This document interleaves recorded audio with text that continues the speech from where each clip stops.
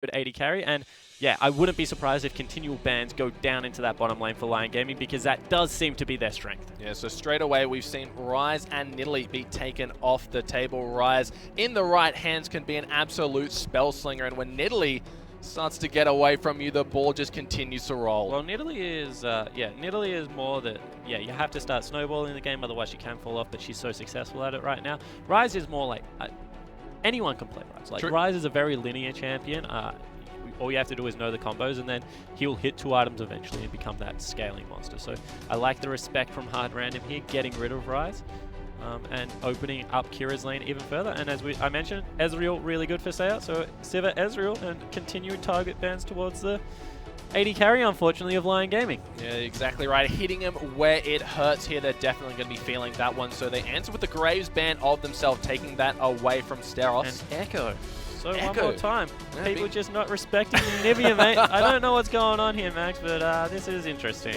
It'll be interesting to see if Hard Random prioritize it with the first pick, knowing that I doubt Lyon Gaming will be picking that one away, or they leave it for the last, get some more of those top priority picks, or maybe Uri thinks he can take his own hand to Nivea. Yeah, we'll see if he can. Of course, things like Kindred, let's have a look. Poppy is still available. Yep.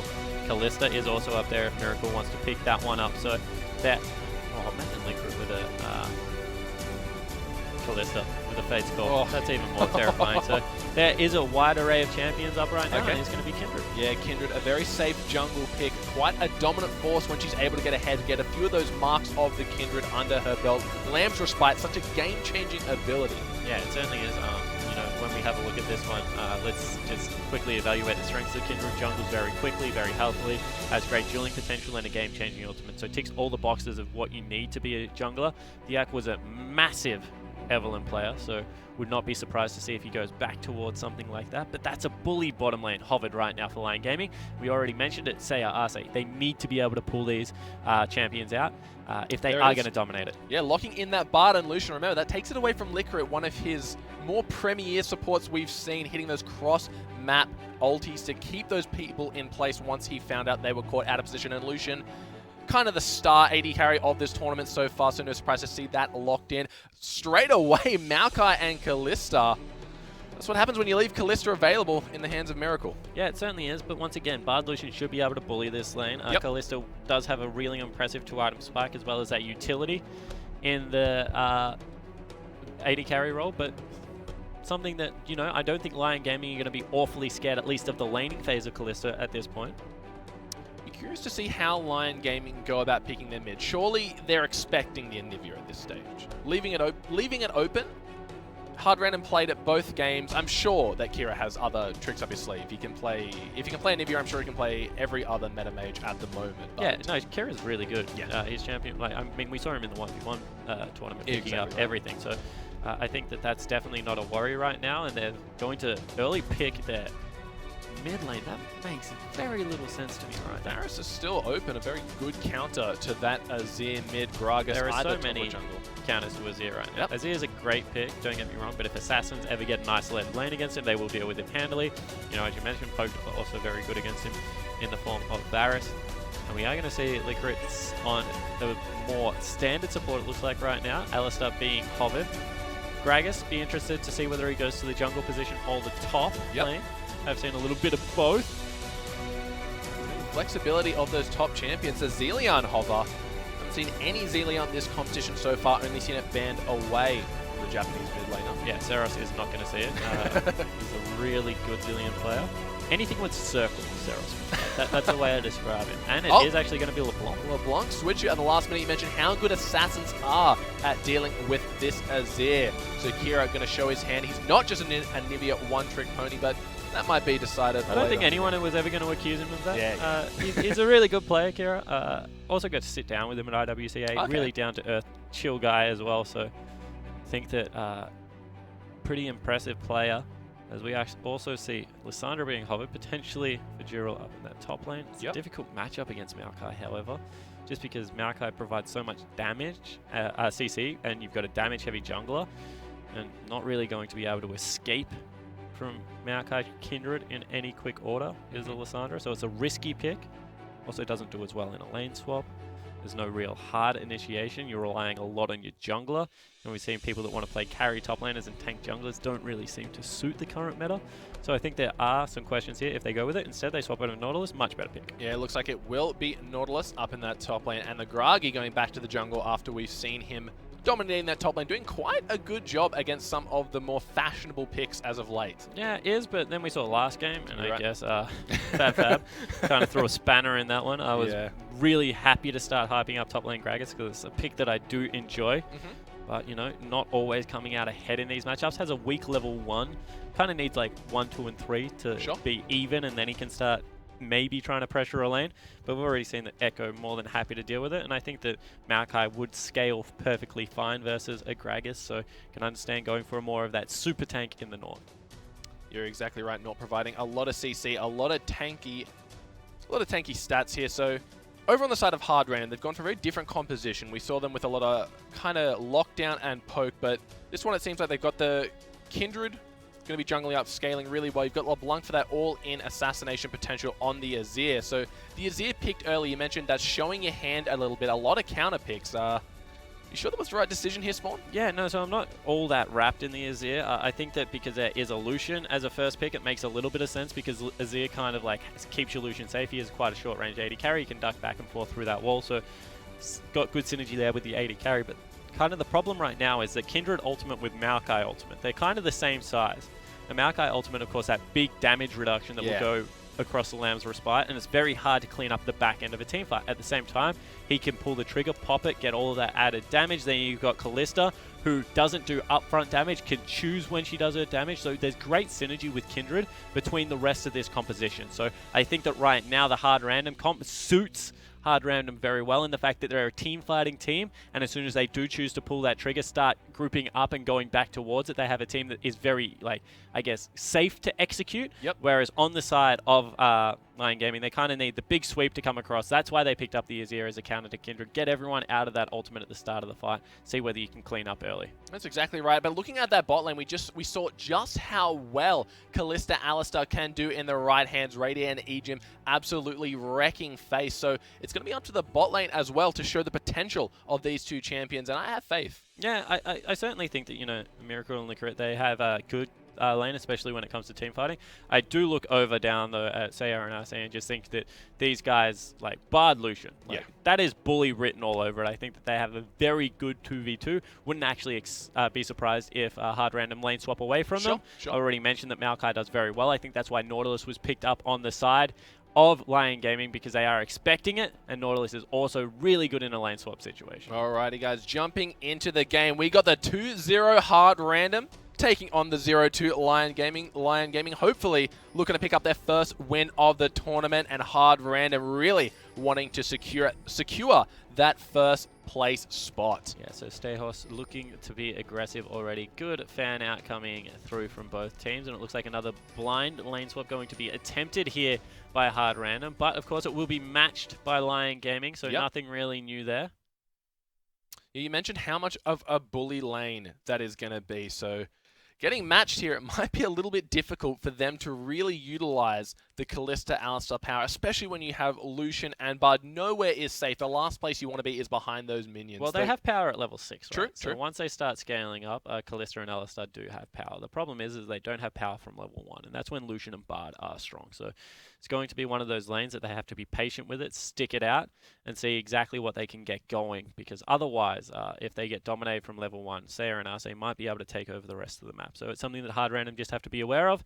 Batten down the hatches a little bit, you know, give up a little bit of that early CS and see if they can scale throughout the rest of the game. I imagine a player like Licorice will be going around roaming on that Alistar trying to make plays. So that's really dangerous, especially once level 6 hits, because Bard is, he's a pretty good turret diver. He takes your jungler in behind turrets very, very nicely, especially in that top lane. He can come through the river.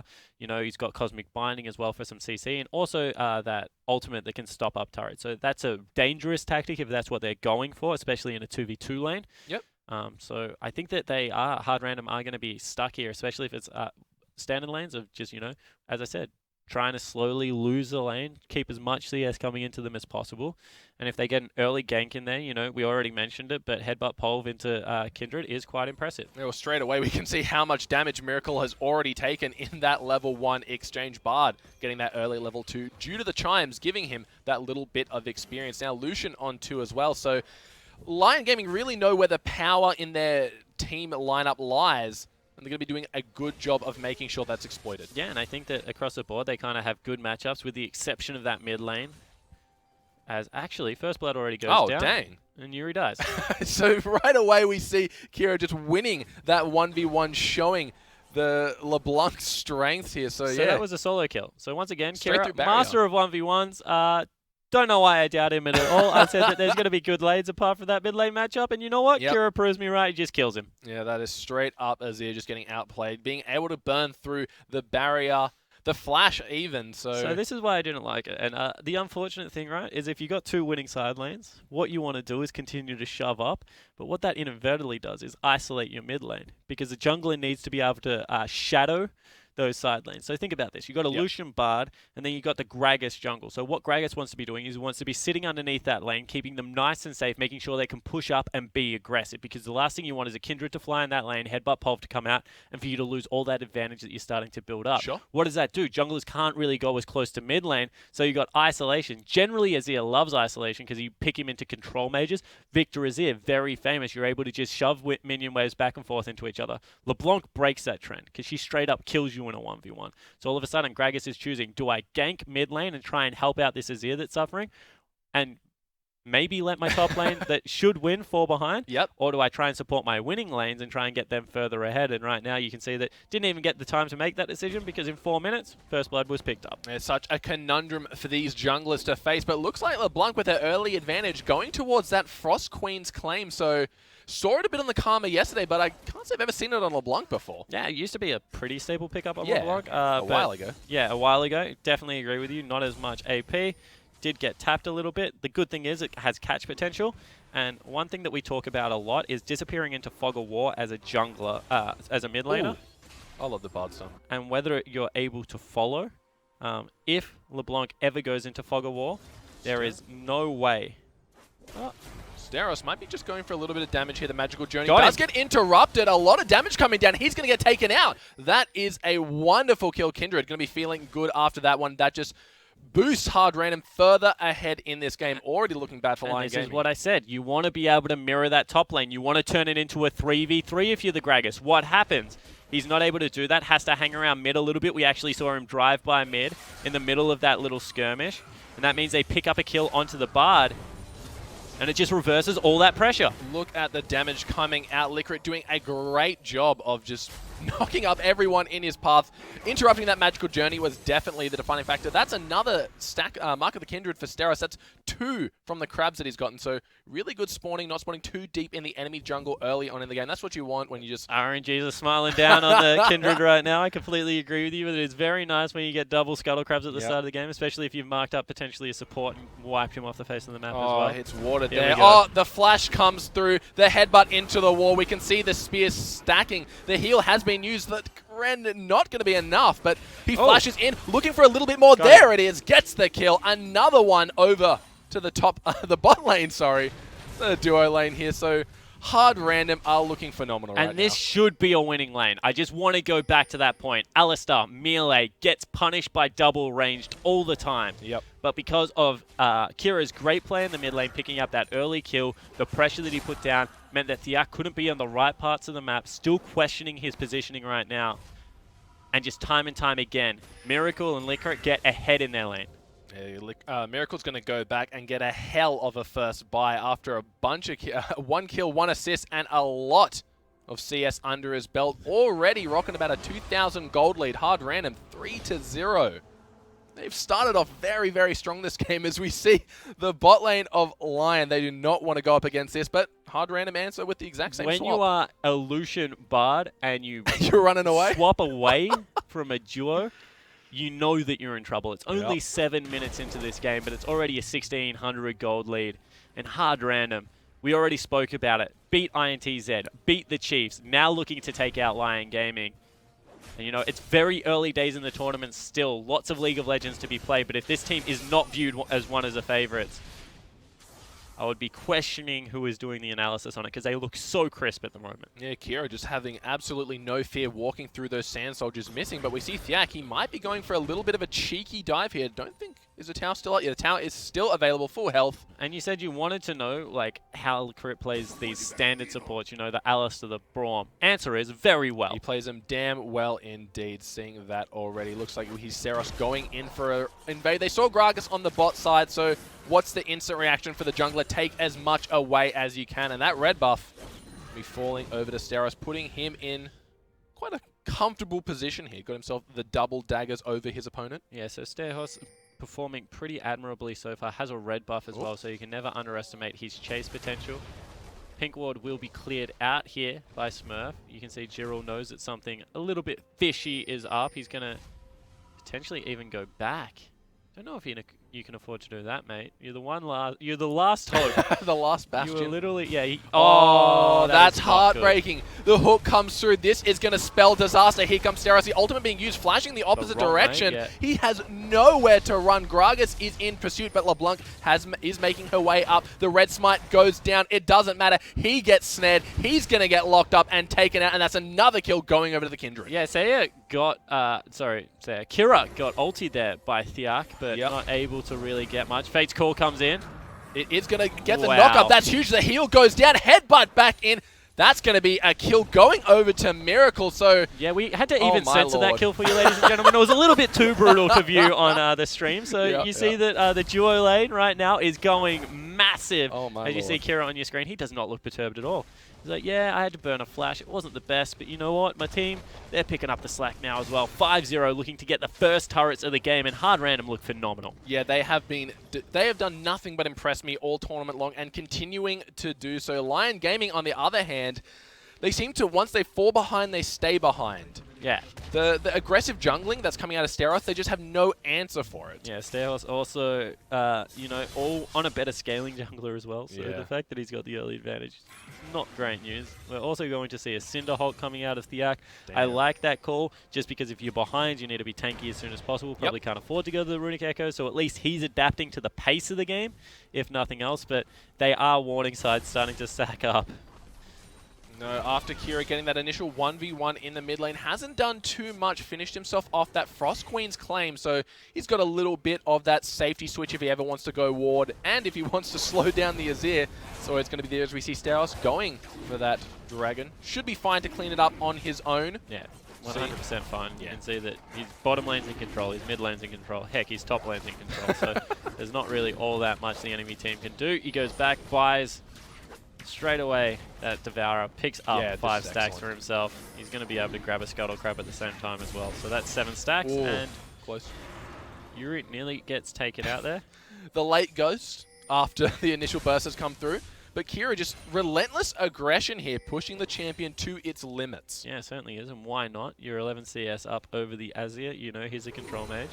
Cosmic Binding comes out. Teleport play here. Don't know if it's going for something. That's 4 members in the bot lane. The Pulverize not going to hit anyone. The Nautilus ulti comes down, but that's going to be it. They might have to go for a tower dive here since they've wasted so many resources. 100% cannot go for a turret dive because Fate's Call ulti is still available. Oh, wow. On both ends. Yeah, use nothing there apart from a flash. So this would be a dangerous dive to say the least because Jirul not that tanky, neither is Thiak. Instead, they're looking to potentially go for it. Well, Maokai's already gotten that top side tower, so I guess this is really Collapse is coming out. That is true. Everyone's making their way down. Yeah, they have to back away. Kira's flying down there.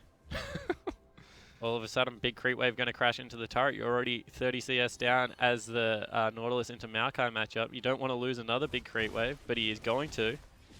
And you know, an overcommitment, as you said, absolutely nothing obtained. Yeah, a lot of resources burnt for no gain in the slightest. Steros just continuing their counter jungling. A little bit of a headbutt play here. Arce just answering back with some damage, but at this point, there's power spikes we saw. You said 1 to 5, they have the advantage, but after 6, it is all downhill for the bot lane of Lyon Gaming. We're seeing exactly why. Yeah, and the idea is, right, is that you get far enough ahead at 1 to 5 is, yep. Oh, good ulti, they get bounced out. They should be in range. Miracle going for it, though. Gets the knockup. The triple pulverize, but I don't think it's going to matter as they get taken out. Lyric should be soon to follow the ultimate pop, but here is Kira. Looking for the play. The Spooky Ghosts are going to be revealing who is he going to choose as his target. The snare lands onto Thiak. Can he do anything else with it? Looks like he just instantly blows up Arce. Yep, so he can still go here as well because they're very low on mana. Rift Herald also going to be picked up. Stayhorse is just like, you know what, man, I'm playing PvE at the moment because I've got my Devourer stacking up nicely. Kira swooped in for a kill there, so it was a 1-for-1 trade. But, you know, signs of life, at least out of Lyon Gaming. They're going to put a lot of pressure down on this mid lane. Rise doing some damage there. Yeah, they really have to start actively playing on the map. This might cost him his life, though, as the snare does land very low on mana, doing about half his health. Look at Azir. He's gone for that Abyssal Scepter. Yeah, exactly right. Abyssal is kind of cool on Azir. You know, you go into the triple item of Nash's Tooth, Abyssal, and then the Rylai's Crystal Scepter. You have, like, offensive, defensive feel. You can control, you can initiate, you can do all kinds of cool things on the guy, but agree, you probably want to go with the Nash's first up. But look, when you're playing against a Fed LeBlanc, well, a head LeBlanc, I should be saying, is don't have much of a choice at this stage. Steros just going to be seeing that red buff gets taken away. Finds a pink for his troubles. Doing a great job. That Devourer probably about halfway done at this stage. 12 stacks, I do believe, so getting near that halfway mark. Sees Thiak. Look at the damage coming out. Just takes the camp for himself. Really. Thank you very much. Pushing his lead to its limits right now. I kind of like that Lamb gets 2 wolves with Devourer. You know, the Devourer wolf and then the other wolf. It's kind of cool. You know, what's better than starting one wolf? a family? Yeah. Smurf standing right next to a pink ward. Not going to choose to take it, though. Yeah, it's not about that. 5 auto attacks. That's a big investment, mate. It's true. Ain't nobody got time for that. Looks like Sarah's just doing a great job of continuing to farm. After those first 2 kills, haven't really seen him leave the jungle. He really wants to get that Devourer stacked as quickly as possible and open up the potential that a Kindred brings to the table. Yeah, you know, everything's on the line right now. Like early Baron buffs, Dragons can continue to stack out. There's still 5,000 gold in the lead, so it's not like there's much that can go right now as they pop in. Did you get that one? Didn't see as it was quite Arce get it? I'm not too sure. But with the help of the Rift Herald buff in the top lane, we see Smurf taking down that tower. And all of a sudden, he can just turn his eyes to mid, you know, look for a dive there. Siak spotted out by a good sweeper, actually out of the support. Very cool, very cool. Yeah, Uri just, even with no one in the lane, he can't afford to extend more than a few steps outside his turret range. Just the fear of where LeBlanc could be lurking. Despite having the Abyssal Scepter, you'd think that would give you a little bit of confidence to survive a full rotation, but not going to happen as we see Thiak. He's just looking for wards, knowing how deep the enemy has been in his jungle. There are bound to be a few wards lurking. Yeah, 100%. Also smarts out the wolf camp. Means that he gets a little bit more vision on the bottom side of his jungle. Ensures that no dive will come out of that side. So they are trying to play as safely as possible whilst obtaining resources. They also recognize that, you know, bottom lane is the last area they have playmaking, and Miracle one more time, in trouble. Yeah, it looks like 2 teleports are going to be coming down. Gerald comes in. That is going to be 4 people in the bot lane. Everyone just trying to make something happen, but it is just tanks hitting tanks as Miracle and Saya stay behind their front line. Yeah, exactly right. So really nice job from Smurf there to match the teleport in time this time. Flicker it burns the ultimate as well as Miracle's ultimate. They're able to keep themselves nice and safe. So 30 seconds now. A lot of pressure in this bottom lane. Flash pole. Looks like Thiak's going to get knocked back in. Instantly flashes out of that one. So sorry, Flash body slam is what I meant to say. That's all right. A lot of resources wasted just for the Alistar flash. But again, they might have this bottom tower. And they're sending a 5th member down there. What is better than 4 members? 5 members, Rogi. So here we go. They're going to brute force this one. What are they sacrificing in return, though? The mid tower gets taken down for hard random, so they're going to get that bot one. It is going to fall, but in turn, they traded the mid to outer, and a heck of a lot of damage going down on that mid inner. And Azir, he wasn't even needed in the end, so he could have potentially stayed there to defend. I don't think so. I think he would have died if he stayed, so you know, probably going down either way. But now the collapse coming out on Dragon, they need to be careful because a pincer is here.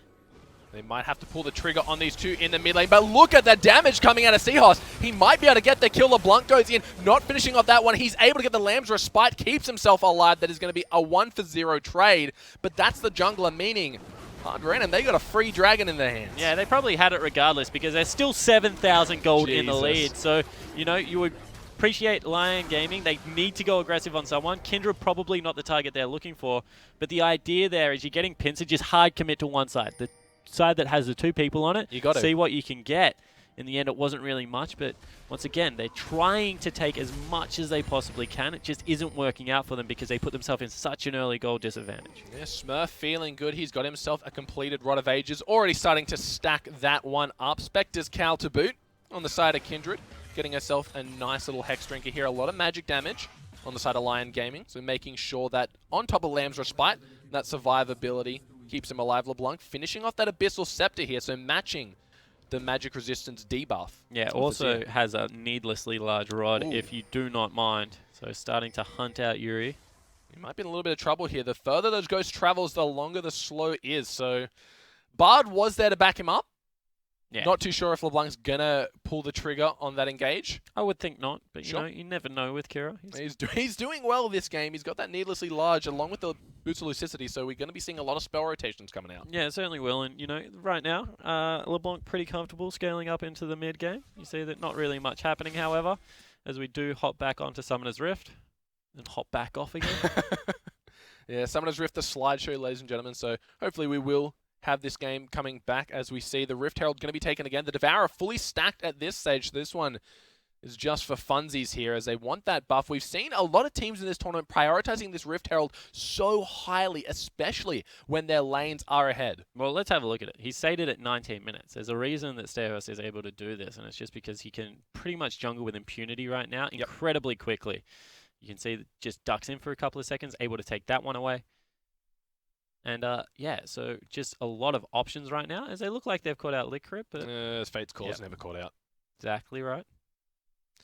That's just the thing. They've been spending so much attention on this bot lane, but an Alistair Callisto, which target do you pick? The correct answer is neither, because they both have a get-out-of-jail-free card. But the other thing, right, is that when you have a look at it, that's the lane that should be winning. So if you don't gank it, then you just have 0 winning lanes at this point. Problem is that Smurf is just tearing through these turrets.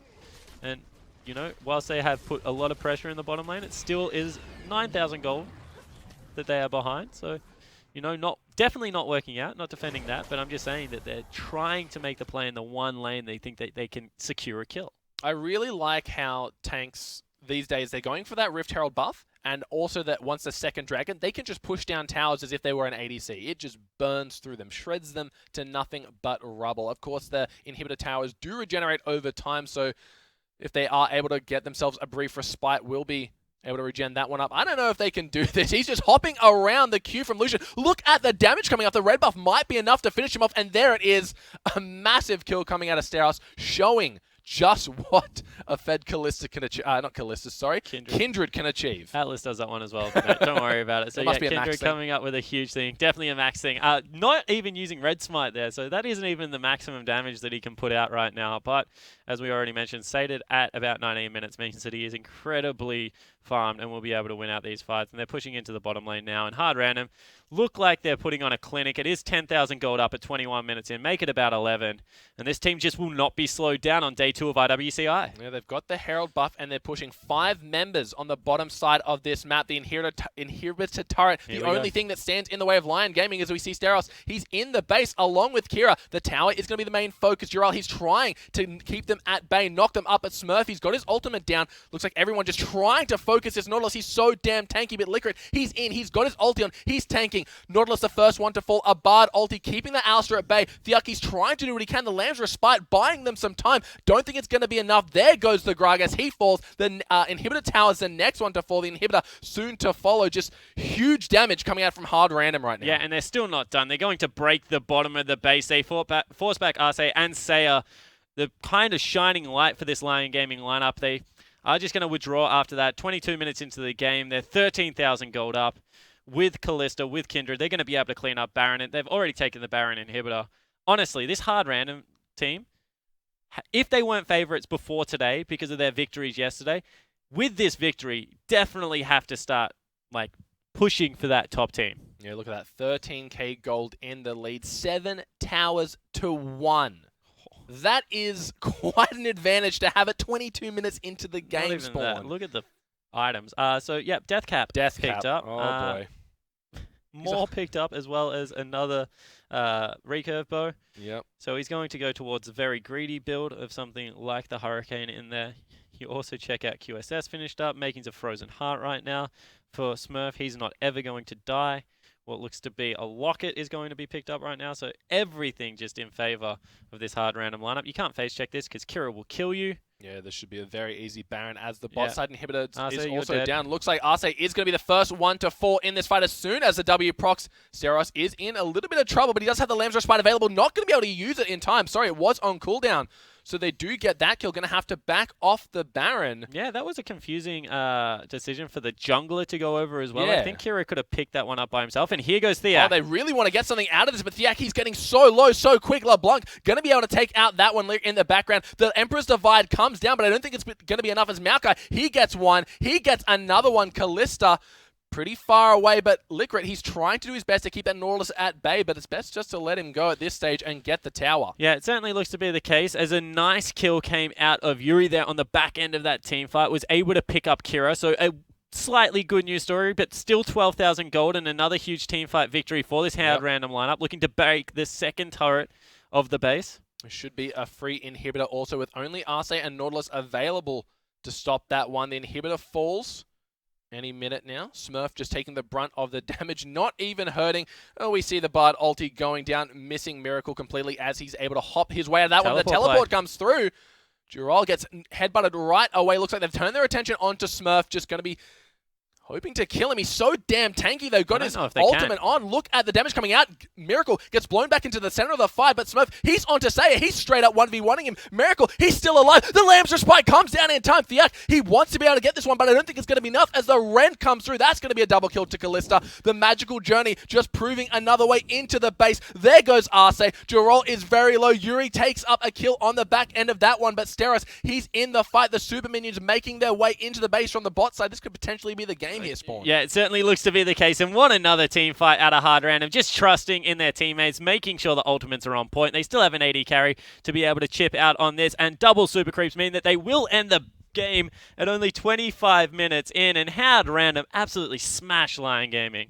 They looked explosive this game from start to finish. Every single decision they made was the correct one. The 1v1 at about 3 minutes in the game was just impressive, and then the bot lane just fell further and further behind. Yeah, exactly right. You know, across the board, you have to say that you had two winning lanes. You had Nautilus versus Maokai. It's actually quite a good lane for Nautilus because you can push up. That's one of the important things about top lane. You have this Bard Lucian lane. They're able to push up, create all this pressure so your Gragas can effectively counter gank. What happens? Minute 4, Kira just flies in for a solo kill. All of a sudden, Gragas is like, holy crap, I have to worry about this CIS superstar mid laner. He's absolutely dominating Yuri there on the Azir. So he starts cheating towards mid lane. All of a sudden, Stairhorse just flies in the top lane, picks himself up a kill, snowballs that lane in favor of the Callista Alistar. And because it is a CC heavy lane, as soon as they get an aggressive advantage, they're just able to go aggressive time and time again. And that is what we saw out of the bottom lane of hard random. So honestly, a clinical game, but just very well executed on what should have been a harder early game from what Lyon Gaming locked in.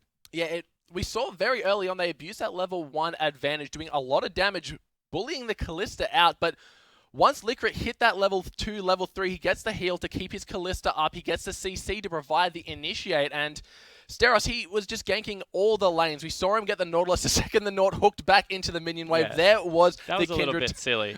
So using your one escape to get closer to death. Greedy. Very greedy. Yeah, it is greedy. Well, it's certainly something. There's different words that I'll use to describe that one. But, you know, in the end, that also means that his lane starts falling behind. And it just happened across the board. It looked like Lyon Gaming, like, they lose mid lane. They're like, oh my god, we have to now win top lane super hard. All right, now our duo lane's behind. We have to win the 1v1 super hard. I can't afford to sacrifice any of this CS or experience. And in the end, what happened is they just continued to snowball the game. Gragas is like, well, now I have no good places to go. Like, this is a disaster.